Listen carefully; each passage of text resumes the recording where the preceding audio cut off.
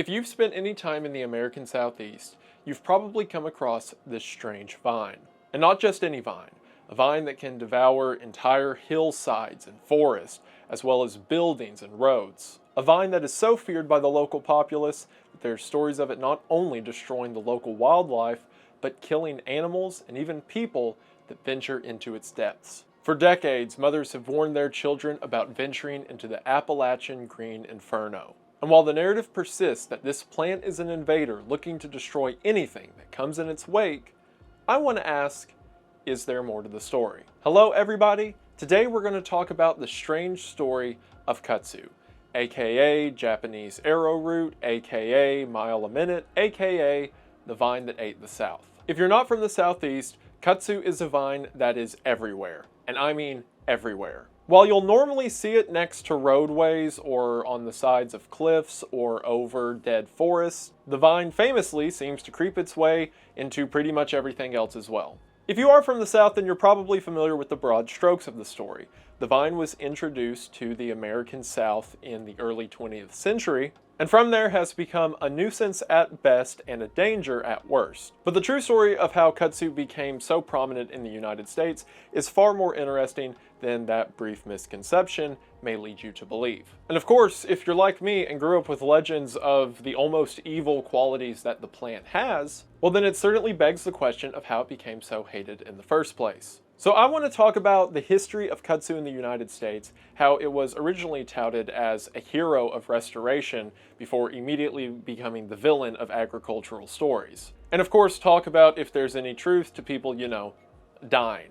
And perhaps most importantly, what Kudzu might mean to the American future. Now there were a lot of different sources of information I used for this video, however there's one in particular I want to shout out. When I was looking for the best source on everything Kudzu, most people pointed to this book, Devoured: The Extraordinary Story of Kudzu, the Vine That Ate the South. It does a great job at not only laying out the history and a lot of the mythos around Kudzu, but a lot of the modern expansions and scientific endeavors that have been done with the plant. It was written by Aurella Hornmuller, who I was able to get in contact with before I made this video, and I can confirm to you that she is very kind and cool. So if this topic interests you at all and you want to hear an actual, like writer, journalist talk about it instead of whatever the green screen in my closet is, then I highly encourage you to check out the book. It will be linked in the description.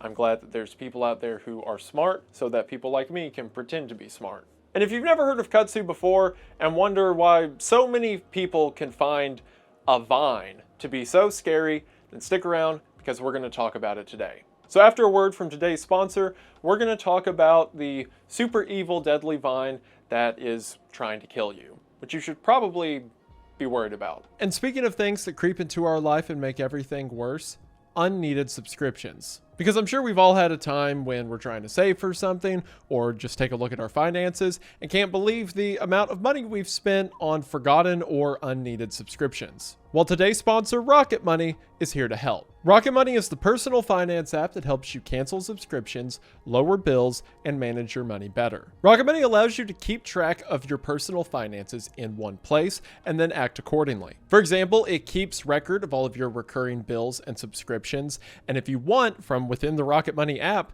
with just a couple clicks, you can cancel the things you don't need. Rocket Money can also analyze your spending patterns in order to help you set budgets and even send you notifications based on your spending. Rocket Money can even help you lower your bills. All you have to do is send them a picture of whatever bill you're paying, and it will negotiate on your behalf. Everything from internet service to cable to phone bills, Rocket Money can help you start paying less or completely cancel out money you don't have to spend. Rocket Money has helped save its customers up to $740 a year when they use all the features, with over $500 million in canceled subscriptions. So to save more and spend less, join the over 5 million users using Rocket Money today. And all you need to do that is go to rocketmoney.com/Wendigoon to get started on Rocket Money right now for free. Yes, that is right, for free. From there, you can unlock premium to get even more features, but for now, just try it out at no cost to you, rocketmoney.com/Wendigoon to get in on this fantastic offer today. Thank you all so much for watching the ad. Thank you so much to Rocket Money for sponsoring the video. Really does mean the most. Hope you all check them out. Link is in the description, and we are back to the video. We are going to go ahead and get into it, but as always, thank you for watching. So to start off, what is kudzu? I'll talk about the logistics of it as we get further into the video, but all you need to know for now is that it's a very long vine that produces a very large leaf. And as the name suggests, it is not native to the United States and was instead introduced from Japan. The vine seems to have began all the way back in ancient China, but by at least like 500 BC, it was predominant in both China and Japan. The perhaps more formal name of kudzu, Japanese arrowroot, coming from the broad arrow-shaped leaves that the vine produces. The vine was used for ornamental and some holistic purposes that we'll talk about later while it was in Asia, but it wasn't introduced to the United States until 1876, to which it was then showcased at the first United States World Fair at Fairmount Park, Philadelphia. See, the World's Fair was, as the name suggests, all of the greatest thinkers, artists, and what have you from around the world coming to one location to showcase their country's offerings. One of these nations was Japan, and while the majority of their focus at the World's Fair was on things like their architecture and artwork, one of the more subtle details of this expo was a seemingly inconspicuous vine called kudzu.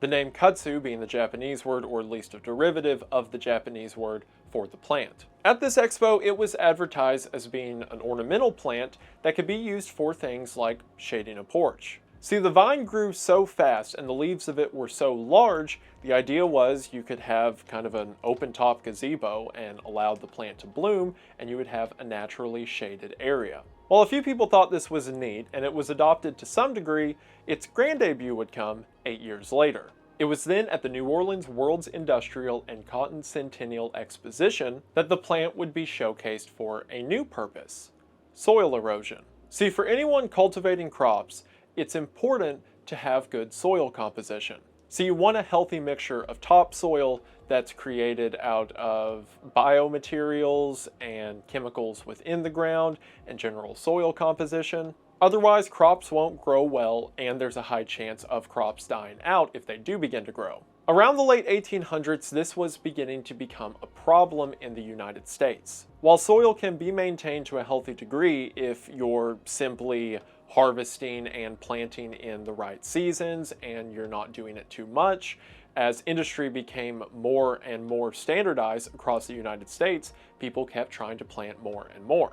This put stress on a lot of the soil, especially in the American South, and it was becoming harder to grow things. However, as was showcased at the New Orleans Expo, kudzu is a fantastic tool at refertilizing used ground. This is because kudzu is good at introducing the correct levels of things like nitrogen and oxygen into the ground, and the plant matter itself allows other things to grow. And as mentioned, kudzu is a really fast-growing vine, so hypothetically you just need a little bit of it to revitalize your topsoil. On top of that, in 1902, a man named Charles Please realized that kudzu is also really good food for farm animals. And considering people were already discovering that the vine kind of grows anywhere you plant it, the fact that it's so cheap and easy made it a good alternative for livestock feed. So in 1902, Charles Please began to mail out seedlings of kudzu for farmers to put in their fields. In 1920, John Rigdon of Central Georgia Railroad began to build his company off of shipping kudzu bales, which is effectively hay bales, but, made out of kudzu. And already within a couple decades, kudzu made its way around the South fast. Farmers who were previously having trouble growing anything can now grow pretty much whatever they want and feed the animals at the same time. On top of that, the vine grew so fast and was able to spawn other new growths off of itself, which will become a very big problem later, that it only took a little bit of kudzu to get things rolling.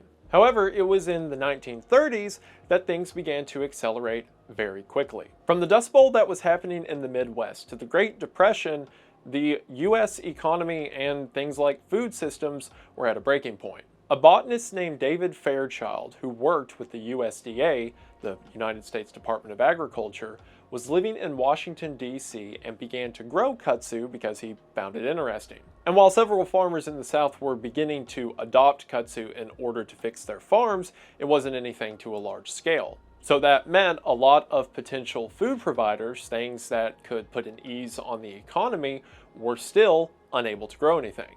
So Fairchild, as well as his other co-workers at the USDA, took a look at this kudzu and decided that might be the solution to their problems. Basically, the government was scratching their heads like, oh no, if only there was a super fast-growing plant that could thrive in any conditions and simultaneously refertilize the soil we put it in. And Fairchild was like, oh yeah, I've got some at the house. So beginning in 1935, the Department of Agriculture begins to heavily push kudzu onto the American South. President Roosevelt's Civilian Conservation Corps began to plant the vine anywhere they could. The two reasons that all of the planting occurred in the American Southeast is, for one, that's where all the farming and agriculture is, because, you know, the Midwest is dusty, and two, it was seen that the vine could not grow, or at least not grow well, in cold temperatures, and it stays hot enough year-round in the American Southeast. So the Conservation Corps is planting it all over public land, but that's not enough because there's a lot of farmers who still can't produce anything, so the government chooses to incentivize those guys to let them plant kudzu. The federal government begins to offer farmers $8 an acre of planted kudzu, which, adjusted for inflation, is about $180 per acre today. So picture this, you're a farmer who is struggling to make ends meet, and then one day the government comes to you and says, hey, we've got this magic plant that your animals can eat, and it'll fix the farm, and if you've got 100 acres, we'll pay you modern equivalent $18,000 to put it on there. So obviously, everyone said yes. And as predicted, it worked. Kudzu revitalized a lot of farmlands and put an ease on a lot of struggling farmers in an already struggling economy. Because of this, the vine quickly adopted this sacred status among people in the region. There was one radio announcer and journalist named Channing Cope who had a radio program outside of Covington, Georgia, that he would broadcast every day, kind of like an almanac of sorts about farm life and how farmers are doing and whatnot. And in every broadcast, he would talk about the miracle of kudzu. By miracle, I'm not making a joke. The dude would outright call it, a gift sent from God to save America. And for most people, this seemed to be the common sentiment. Things were going bad, and now they're going good, and this miracle plant seems to be a big part of that. Channing Cope founded an organization called the Kudzu Club, which was pretty much a club for proliferating kudzu, spreading the good word, so to speak, to farmers around the American Southeast. And at one point, it had about 20,000 members. Because of this, Channing Cope earned the nickname of the Kudzu Kid. It's estimated that through the 1930s and 40s, the government planted about 85 million seedlings of kudzu, with an estimated 3 million acres of kudzu planted, which is about 4,680 square miles. And for a few years, everyone was happy, kudzu was doing its job, and everything is great. Until it wasn't. So in the 1940s, the whole war thing happens, and a bunch of people who were meticulously watching their farms are now off to fight the war. On top of that, again, industrialization is constantly on the rise in the United States, so a bunch of people are moving from their farms to cities and leaving the kudzu unattended. So as mentioned, the vine grows pretty fast, and as people go to remove the vine, they quickly realize that they can't. They try digging it up, and that doesn't work. They try burning it, that doesn't work. They try completely destroying the soil and everything around it, somehow the vine still comes back. What they didn't realize is that yes, the kudzu was fine when it was being monitored and used, again, for things like plant feed or cultivated with the crops around it. But once kudzu's taken root somewhere, it's really hard to convince it otherwise. So when kudzu is planted, it will grow a sort of primary root that the other shoots of the leaves and whatnot will grow off of. That primary root can get up to 100 feet long, weigh as much as 400 pounds, and be 7 inches in diameter. Not only that, but the stems that come off of the root within about a year's cycle can become their own primary root system. And when I say these things grow fast, I mean fast. It is estimated, and while the exact number of this is kind of debated, it's at least close, that kudzu can grow a foot a day. That is so fast that you could stare at it long enough and watch it move. Imagine you have a farm and you've got kudzu 100 feet away from your house, and then you leave the house for a year. When you come back, you no longer have a house. The Kudzu has the house, and maybe you can get in. And that's no joke about the Kudzu overtaking the house. Kudzu is what's known as a structural parasite. In other words, the root system itself, or the vines, leaves, whatever, don't have any structure above ground, so they just cling on to whatever's nearby. Add to that the fact that they thrive in areas with low nitrogen and low resources, and Kudzu will grow over any man-made structure it comes into contact with. So okay, you have this giant vine that is really big and it can overtake stuff you build. Well, just dig it up, right? Well, for one, as mentioned, that can be really hard considering how big these things can get, but also, as mentioned, within a year, the stems can become their own root system. So even if you pull up the main root, better hope it wasn't there that long, otherwise you've just created more. If you chop up Kudzu with like a lawnmower or something, you have to either burn or use the plant material for animal food or something, because otherwise all you've done is disperse it into new places all over the yard. It doesn't take long for one root of Kudzu to become thousands of roots around an area. The one kind of saving grace you can get is if you go to the crown, or like the main part of the root system, and cut it off and then destroy it, like it's some kind of monster or something. If you destroy the crown, then that root will die, but as mentioned, if it's been there too long, the other stems will just create their own roots and you're back at square one. Add to this the fact that they're drought tolerant, frost tolerant. As mentioned, they don't grow well in cold conditions, but the cold won't kill them, it will just kind of slow them down. And the fact that in the United States they have no natural predators like the Kudzu beetle that was back in Japan, and people began to realize this pretty quick. See, another one of the really big problems with Kudzu is, remember the really big leaf I talked about, how it could be used as, shade on your porch or whatever, and the fact that the vine needs something else to cling on to and grow over. That is a really bad combination for any other plants in the area, because the vine will outgrow any other plant in speed, so all it needs to do is find another plant, overtake it, completely block out all sunlight for that plant, and the plant underneath dies. This led to several of the unattended farms and areas where Kudzu was planted becoming a total dead zone, because the plant had completely outcompeted any other flora in the region. It didn't take long for the government to catch on to this, and in 1953 it was removed from the list of permissible cover plants and the whole you should plant it all the time and we'll pay you for it. But by then the damage was already done and it wasn't stopping anytime soon. The tone around Kudzu completely changed. It went from the hero plant that was going to revitalize the South into a monster that was to be feared. Stories of Kudzu wiping out swabs of nature around entire communities, to stories of it growing over railroad tracks, leading to derailed trains, to even stories of things like, if you have a baby in a crib, you have to shut the window at night, otherwise the Kudzu will grow in through the window and strangle the kid. And as mentioned, the plant does well in areas plants normally don't do well in. So the vine began to lurch its way out of the forest into cities and into streets and into people's homes. It was seen as a cancer, a stain on the South that had turned from a source of pride into one of shame.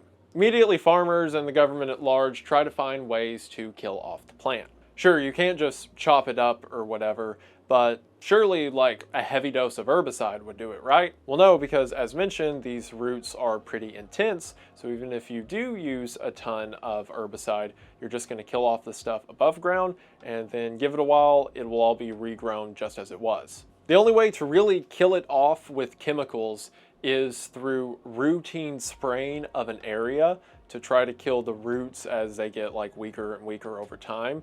And by most estimates, it takes about 10 years of concentrated spraying to wipe out Kudzu in an area. Even in the modern age, with all of our super cool chemicals we have now, the quickest we can get it down to is 2 years. And even then, we're using these incredibly toxic chemicals that require a whole process of sanctioning off an area and then spraying it for 2 years and then lifting the biohazard and going somewhere else. Okay, so if that doesn't work, what if we try introducing a natural predator? Well, while a few things like the kudzu beetle mentioned earlier have found their way into the US, it's not in any large amount. They just came over naturally.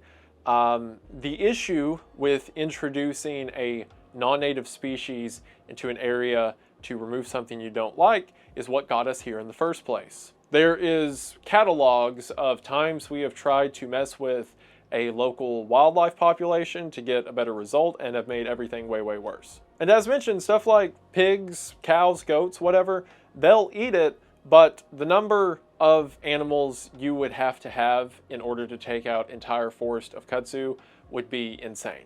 So pretty much the solution was to do nothing. There is no feasible way to remove the plant, and the plant doesn't seem to stop growing. To give you an idea of how stubborn this plant is, and I'm jumping ahead in the timeline a little bit, in recent years, a middle school in Winfield, Alabama had this like big school project they did with NASA to see how kudzu would grow in space. So they took kudzu and tested its growth potential on the International Space Station. And it turns out not only does it grow fine, it grows better in zero gravity than it does on Earth.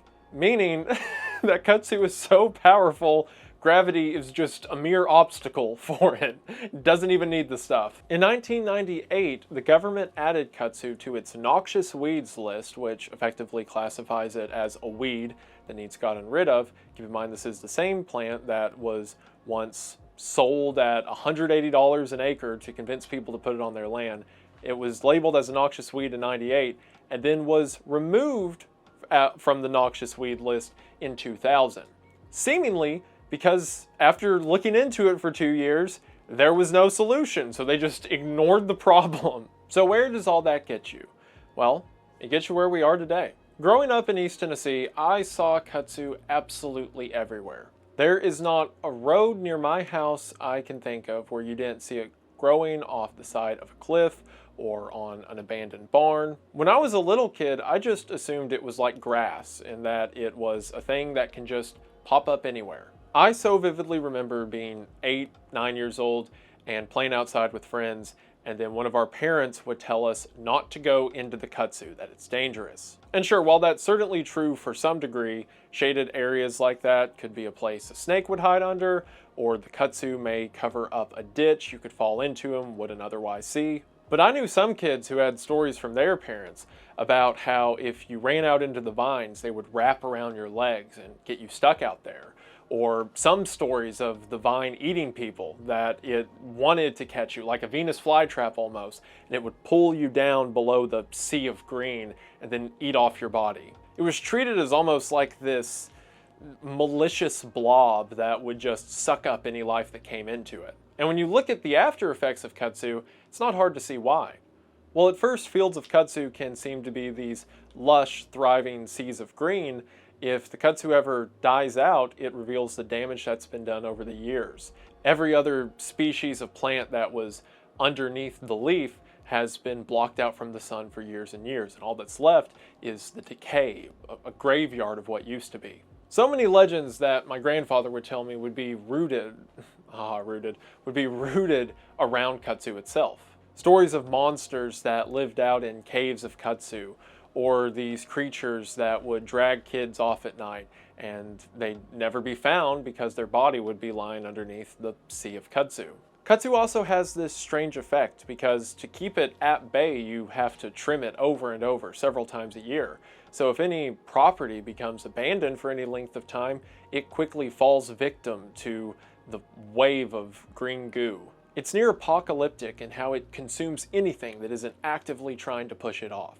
And as mentioned, when it comes to the plant itself, there's not a lot you can do. The plant has this reputation of almost a harbinger, that mistakes were made before, that the plant was introduced and it never should have been, and now we're going to pay the price for it until we're not around to keep it at bay. It's like a constant reminder of a community's mortality. It's almost like a reckoning for the South as a whole. A mistake was made and there will not be forgiveness. Things will get worse and you can only keep them better for so long. And when I sat down to make this video, that was kind of the theme I wanted to go with. There's this plant that overtakes everything.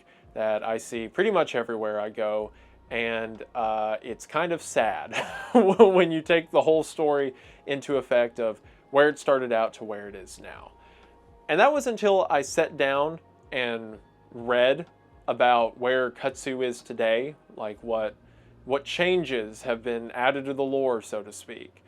And that's what I want to talk about now. Because yes, while the introduction of Kudzu was reckless, and while yes, several communities and groups of people have paid the price for it, there's a beauty to not only the resilience of the plant itself, but the people around it that has to be said. For one, when it comes to the control of the plant, there are some unique ways that people have entrepreneured their way into it. One of my favorites is this company called RV Farms in like Knoxville, Tennessee, where what they do is if you have Kudzu, they will bring out a bunch of goats and just let the goats eat for a while and then pack them up and go home. And they'll do that as many times as you need. According to them, it takes 200 goats to clear 1 acre of Kudzu a day. And again, while that's not a perfect solution, a lot of it will still grow back, it can help trim an area for a while. I mean, plus who doesn't want to have a bunch of hungry goats on their property? That sounds great. On top of that, it turns out goats aren't the only thing that can eat Kudzu. We can too. Also, I don't know why, but in my notes, I write most of these notes at like 4 in the morning and I have no idea what I was talking about. Under the category for goats, I wrote not enough dedication. I guess I meant that the goats aren't dedicated enough to keep eating. Maybe. But we certainly are dedicated when it comes to eating Kudzu, because as it turns out, there's a lot of ways to do it. For one, Kudzu is a comparatively pretty protein-heavy leaf, so people will use it for a substitute of things like spinach. People fry it and make Kudzu chips. You can use it to make wine. You can use it to make jellies. You can use it to make like barbecue sauces. Kudzu itself, by the way, especially in the late summer, early fall, when its small flower blooms, is a very strong scent. It's kind of like a grape scent, like a sweet berry of sorts. So naturally people figured you can probably make jelly out of that, and as it turns out, you can. Now, of course, when it comes to eating Kudzu, you have to find the areas that weren't dumped with the super chemicals, as mentioned earlier, which leads into its own problems, because since the government still considers it super noxious evil in all senses, they're really hesitant about you growing it or using it for stuff. So you kind of have to find a natural plot of it that hasn't been sprayed yet, but if you can do some cool stuff with it. Not only food, companies like Kudzu Cabin Designs have found ways to make paper out of Kudzu. As a matter of fact, when we're looking for utilitarian uses of Kudzu, we just have to look to the region it came from, Japan and China. Not only have they been eating it too as, again, a sort of leafy vegetable or using it for things like tea, but it's also used in medicine.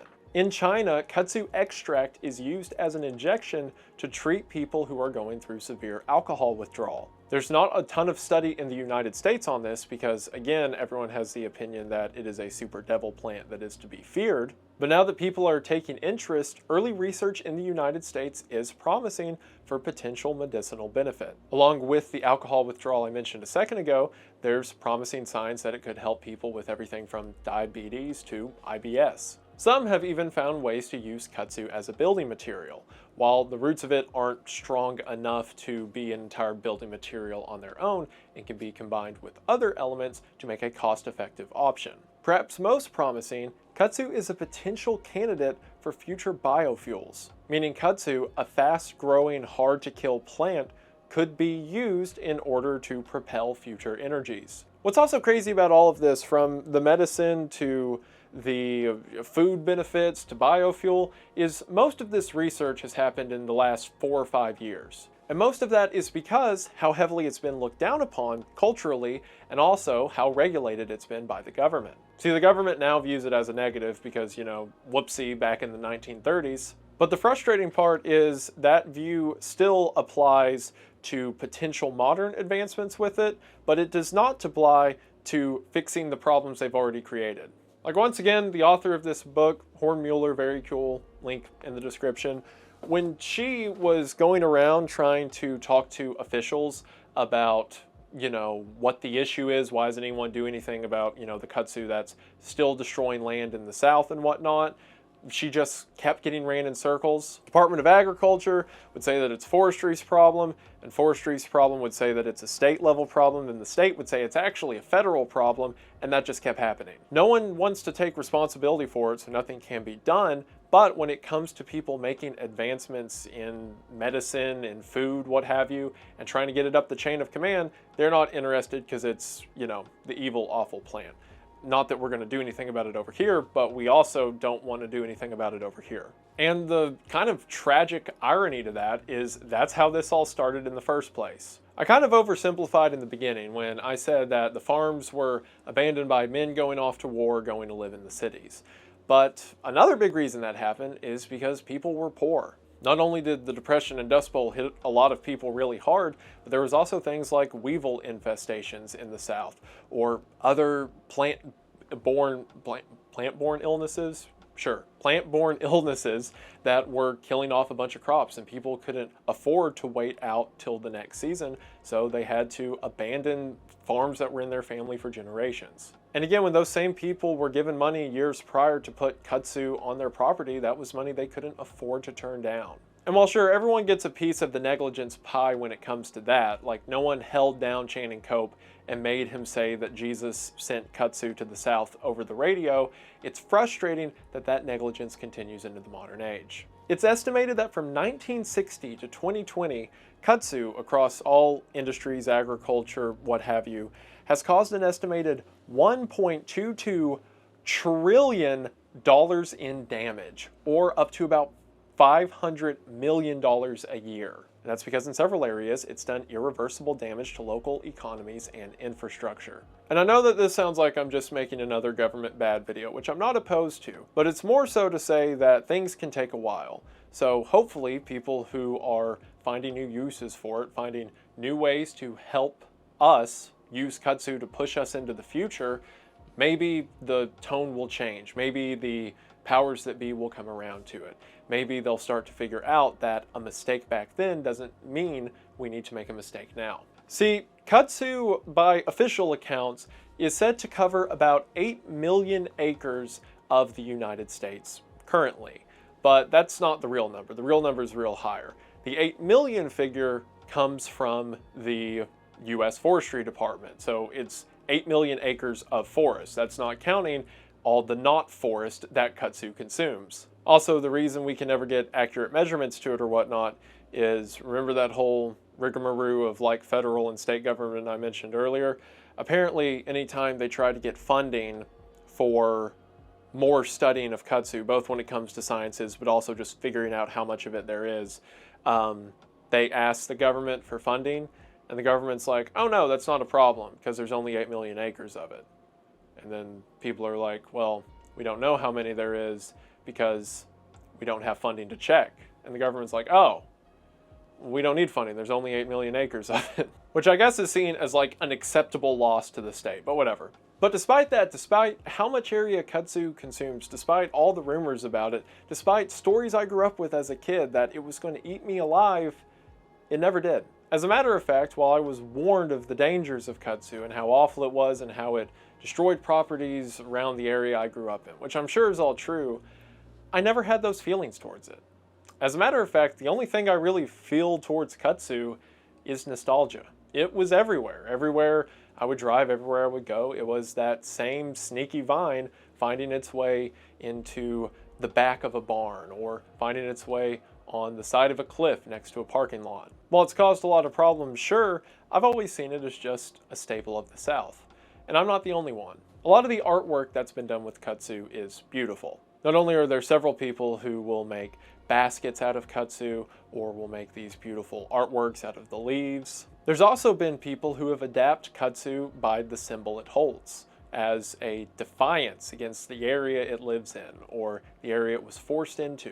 In 1968, a newspaper out of Jackson, Mississippi called the Kudzu was one of the only prominent counterculture newspapers in the Deep South. It spoke against Vietnam, it spoke against a lot of the social issues of the time, and adopted the name Kudzu because it was something that was different than the land it was in, but trying to change it. And obviously, however many times Kudzu's been mentioned in film and music. I think one of my favorite pieces of art that has to do with Kudzu is a series called Kudzilla by Casey Lance Brown, and it's a series of art pieces he did where it's Kudzu consuming different man-made structures, like old gas stations, or old buildings, or shops, or restaurants. And to me, it captures a lot of kind of that horror I grew up with, right? The spirit of Kudzu being this all-encompassing monster that's just biding its time till it strikes the next thing that we've built, the next monument it's going to tear down. But by the very fact that the art exists, that someone has seen the Kudzu as more than just a plant, but as a symbol, as something that has a tone, a mythos, an aura to it, I think is beautiful. And to be honest, I don't know what Kudzu is going to be 20 years from now. I don't know what it'll be 10, 5 years from now. But I think it'll be better. Perhaps a breakthrough will be made in science and it will become a new source of medicine or a new source of energy. Or perhaps it will continue to be on the outskirts of society as I've known it. And more people will adopt it culturally, will adopt it for its art form or its roots or its stories. I don't know where it'll be, but what I do know is it's beautiful to see something that was once seen as valuable and then seen as explicitly unvaluable now be made into something again, something worth talking about. And if there's one thing I know about the people around it, is that much like the plant itself, they're pretty resilient. So regardless of what Kudzu is, regardless of the damage it's done, hopefully it can be something better in the future. And hopefully you enjoyed this mindless rant into all of that you probably don't care about, but I sure do. So I just want to say thank you for watching. Thank you all so much for watching. It really does mean the world. I appreciate it. Again, this is something that I've just grown up with, something that I've wanted to talk about for a while now, and it means a lot that you guys are willing to put up with it. I really do appreciate it. It is way too late. I need to get to editing this. Like I said, huge shout out to a Urella Horn Mueller. A link to the book will be in the description. Check it out. She certainly deserves it. Thank you so much to Rocket Money for sponsoring this video, and Stalker tickets are in the description. Get them while you can. But for real, thank you guys. Hopefully Kudzu means something to you in at least a little bit as it does to me. And if it doesn't, well, thank you for putting up with that anyway. It means a lot. I'm going to get to editing this and sleeping, hopefully. Hopefully you enjoyed it. And I just want to say thank you for watching. Hope that you enjoyed. And I will see you in the next one. Bye!